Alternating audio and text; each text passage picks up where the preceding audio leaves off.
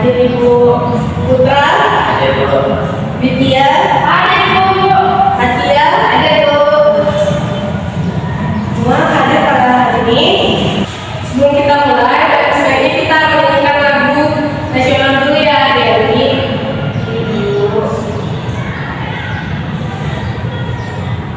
Baiknya dari berdiri dulu, dan kita akan mulai lagu nasional pada hari ini. Jadi jangan ketawa ya.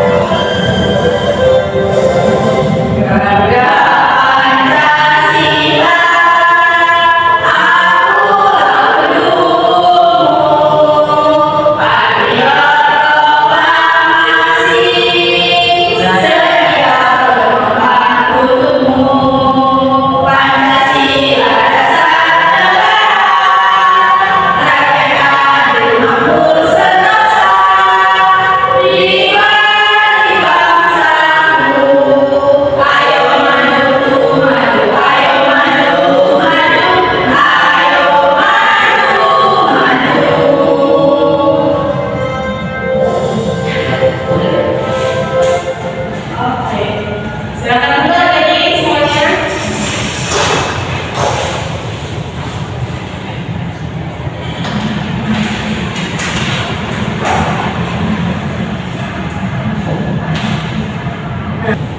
Sebelum kita memasuki layanan konseling klasikal, saya akan menjelaskan apa itu layanan konseling klasikal dan apa tujuannya.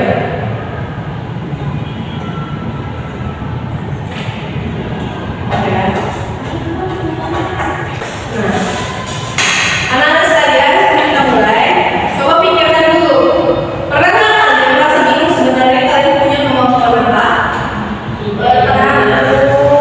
Atau mungkin kalian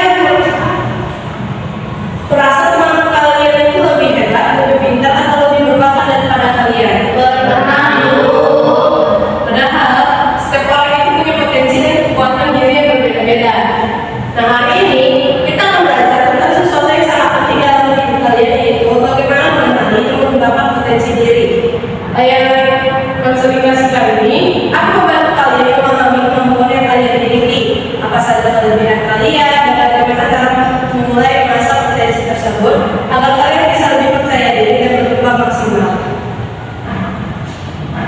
Pengertian layanan bimbingan klasikal ini adalah diberikan oleh guru BK kepada seluruh peserta didik dalam satu kelas melalui kegiatan terstruktur dan sistematis.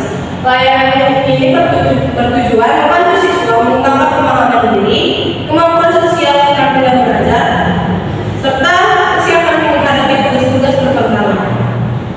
Tujuan layanan bimbingan klasikal ini memberikan pemahaman kepada peserta didik tentang topik atau masalah tertentu yang relevan dalam perkembangan diri mereka, membantu siswa mengembangkan keterampilan pribadi, sosial belajar, dan karir secara sistematis, dan mencegah munculnya masalah melalui penyampaian informasi, latihan, dan kegiatan edukatif yang bersifat preventif.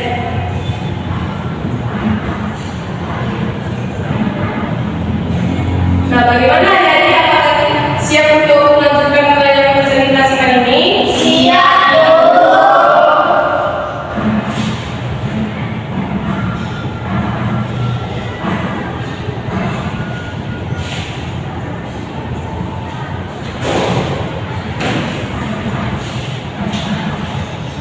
Di sini ada PowerPoint yang kita bahas tentang memilih jurusan dan pekerjaan sesuai potensi diri.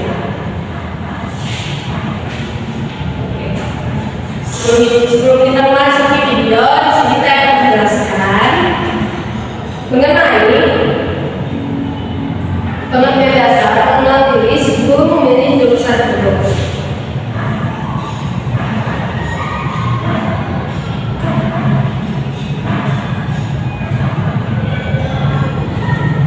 Pemilihan jurusan merupakan implementasi dari teori perkembangan karir yang menyatakan bahwa setiap individu harus menetapkan dirinya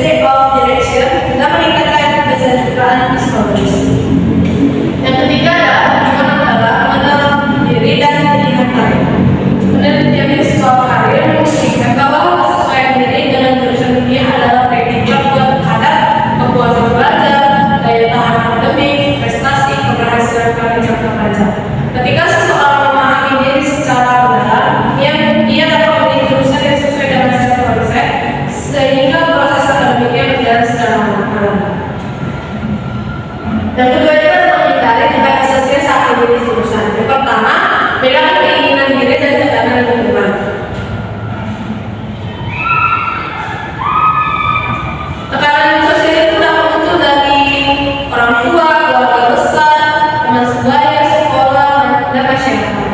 Dalam konteks ini, konselor berperan membantu siswa memilih suara internal atau keinginan pribadi dan suara eksternal atau harapan orang lain. Mengambil keputusan yang tidak berdasarkan diri sendiri akan meningkatkan risiko karir intention, dan ketidakpuasan akademik. Yang kedua adalah pilihan jurusan tidak boleh didasari rasa takut. Rasa takut menghasilkan keputusan karir yang buruk. Beberapa jenis ketakutan yang bisa muncul itu misalnya mengecewakan orang tua, menghadapi kesulitan akademik, dan memilih jurusan yang dianggap tidak bergengsi. Padahal keputusan berbasis ketakutan adalah keputusan yang berkelanjutan. Hal ini memotivasi lemah dan rentan terhadap stres. Selanjutnya itu ada dasar kesiapan masa depan. Di sini ada 3. Pertama itu dampak pada kesehatan mental dan motivasi. Jurusan yang sesuai minat akan memunculkan motivasi intrinsik, rasa percaya diri, kepuasan belajar, dan kestabilan emosi. Sebaliknya jurusan yang tidak sesuai memunculkan kecemasan, tidak motivasi, dan depresi yang tinggi. Yang kedua adalah berdampak pada masa kerja. Jurusan yang dipilih menentukan kompetensi profesional, jenis sertifikasi, peluang karir, dan tingkat persaingan. Kesesuaian jurusan meningkatkan peluang karir yang stabil dan memuaskan. Dan yang terakhir itu adalah dampak sosial dan emosional, di mana jurusan yang sesuai membantu seseorang melakukan kompetensi bidang, membangun hubungan sosial sehat, adalah serta merasa menjadi bagian dari komunitas akademik selanjutnya. Salah satu jurusan memiliki rasa terasa. Nah, di slide selanjutnya itu ada pengaruh pikiran. Pengaruh pilihan jurusan dalam kehidupan sehari-hari. Itu ada 3 juga. Yang pertama lebih mudah mengatur waktu dan energi.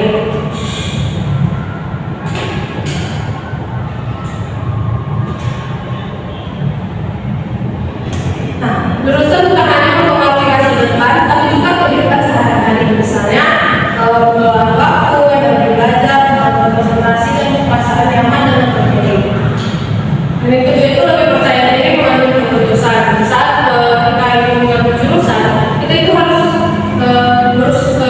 memutuskan apa yang akan kita ambil pada jurusan yang akan kita pilih. Dan yang ketiga itu hubungan sosial lebih sehat. Bahwasanya kita tuh bisa berrelasi dengan teman apa yang sedang kita pilih dari jurusan tersebut. Selanjutnya ada manfaat untuk jurusan sesuai diri. Manfaat yang dirasakan itu ada lebih bahagia, kita bersemangat, belajar menjadi aktivitas menyenangkan. Yang kedua, potensi berkembang lebih maksimal, spek-based development, dan yang ketiga lebih siap masuk ke dunia kerja atau kompetensi relevan. Dan yang keempat ada hidup lebih terarah dan bermakna, memiliki peta karir. Nah, kalau manfaat jangka panjangnya itu perjalanan kemarin lebih stabil. Misalnya produktivitas tinggi, resiliensi dalam tantangan, kepuasan profesional, dan kualitas yang meningkat. Yang kedua, mampu bertahan menghadapi kegagalan. Misalnya programmer yang memang mencintai kita akan bertahan meskipun menghadapi kegagalan karena pekerjaan itu selaras dengan dirinya. Yang selanjutnya itu cara melakukan jurusan atau pekerjaan yang sesuai. Di sini ada 3 langkah utama. Yang pertama ada refleksi diri secara rutin, lalu writing, jurnal, konseling, dan bakat. Yang kedua mengidentifikasi kekuatan dan kelemahan diri, misalnya kritis, melihat kemampuan. Yang terakhir ada eksplorasi dan mencoba hal baru, yaitu ikut kursus, ekstrakurikuler, volunteer, dan magang. Risiko biasa memilih jurusan ialah misalnya kita kehilangan motivasi dan arah hidup, stres, bingung, dan tidak percaya diri, dan kesulitan membangun karir.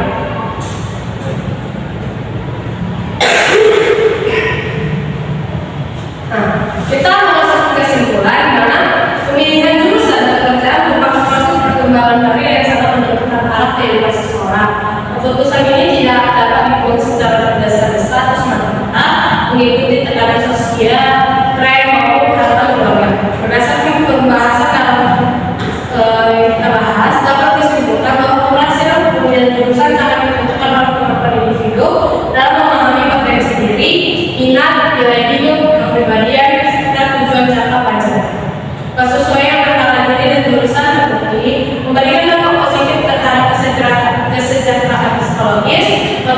belajar untuk mempertahankan tekanan akademik serta pengembangan karir yang stabil dan memuaskan. Sebaliknya, pemilihan jurusan yang tidak didasarkan pada potensi diri dapat menimbulkan berbagai risiko seperti stres, kehilangan motivasi, ketidakpuasan, bahkan kegagalan studi dan kebingungan karir di masa depan. Sini kita akan melihat video sesuai dengan apa yang kita bahas pada hari ini ya.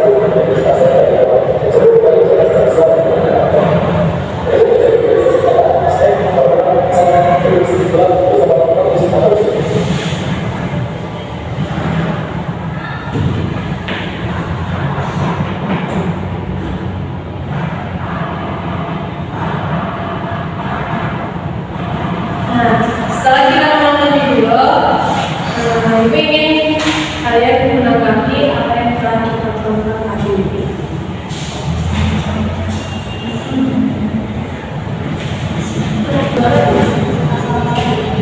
Apakah ada yang bisa menanggapi dari video tersebut?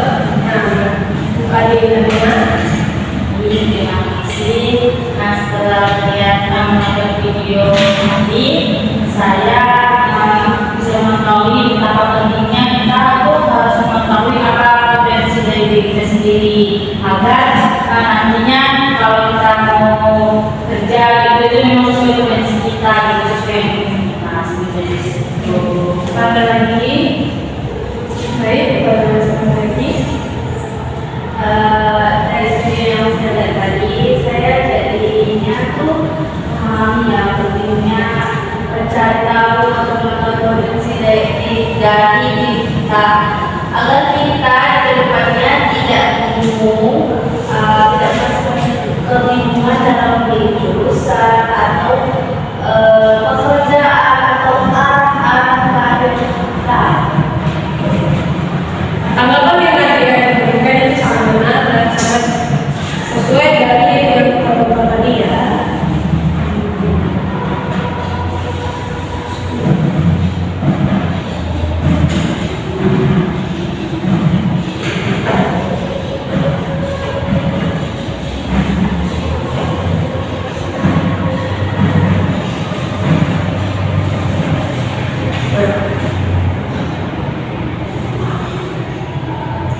Jadi kita di sini akan mengkategori kelompok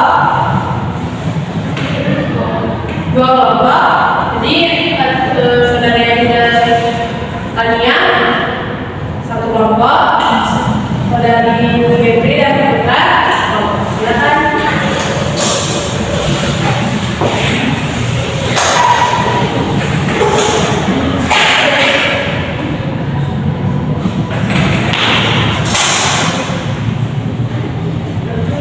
Di sini ada KPD.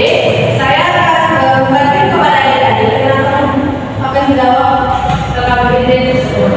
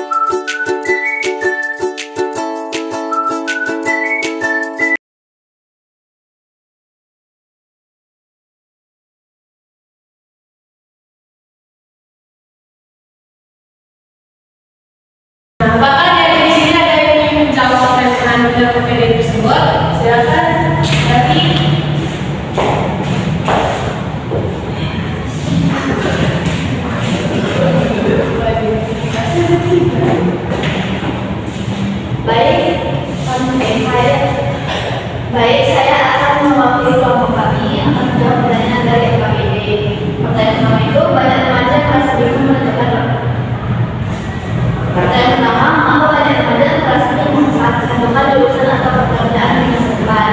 Jawaban dari kami, karena mereka masih berada dalam tahap pencarian jati diri, belum mengenal minat dan bakat secara mendalam, serta sering mendapat tekanan dari orang tua, lingkungan, dan standar sosial.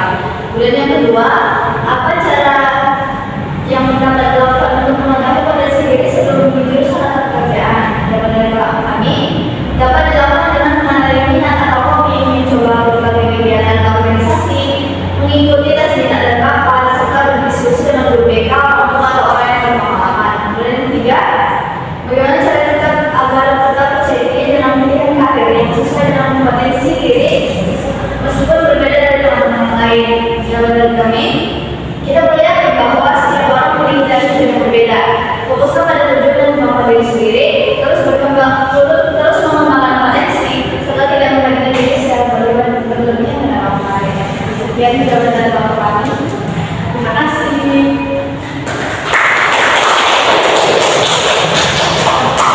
Bapak ini silakan.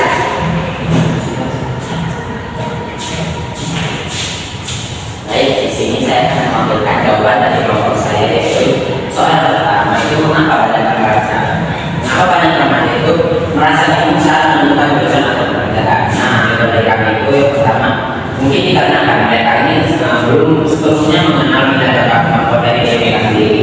Lalu informasi tentang jurusan atau pekerjaan ini masih terbatas atau membingungkan. Lalu itu ada tekanan dari lingkungan seperti orang tua, teman, atau standar sosial yang membuat mereka ini jadi ragu untuk memilih jurusan itu. Lalu selanjutnya itu ada takut salah pilih dan berdampak bagi masa depan dia. Jadi takut akan masa depannya hati saat memilih jurusan. Lalu yang terakhir itu ada orang yang pengalaman langsung di bidang yang ini. Lalu yang soal nomor 2 itu ada apa saja cara untuk mengetahui potensi diri sebelum memilih jurusan atau pekerjaannya. Jadi mengetahuinya itu yang pertama kita harus melakukan yang coba dari kelompok kami itu yang pertama mungkin bisa melakukan tes minat dan bakat ataupun asesmen kepribadian. Lalu itu yang selanjutnya mengikuti kegiatan seperti organisasi ataupun workshop untuk mencoba berbagai kegiatan agar dia mendapatkan pengalamannya. Lalu yang selanjutnya itu minta feedback dari guru, teman ataupun keluarga dia tentang kemampuan yang terlihat dari dirinya sendiri. Dan selanjutnya ada konsultasi dengan guru BK ataupun juga konselor tadi. Nah, soal yang ketiga itu ada bagaimana cara agar kita percaya diri dengan pilihan karir yang sesuai potensi diri meskipun ini berbeda dari teman-teman. Nah, jawaban dari kelompok kami itu ingat bahwa setiap orang itu mempunyai jalur dan kekuatan dari masing-masing dalam diri mereka sendiri. Jadi selanjutnya itu fokus pada tujuan dan dalam jangka panjang untuk pendapat dari orang lain. Lalu yang terakhir itu beri ruang pada diri sendiri bahwa berkembang dan menerima ini adalah keputusan untuk mengakhiri dia akan menjadi. Terima kasih.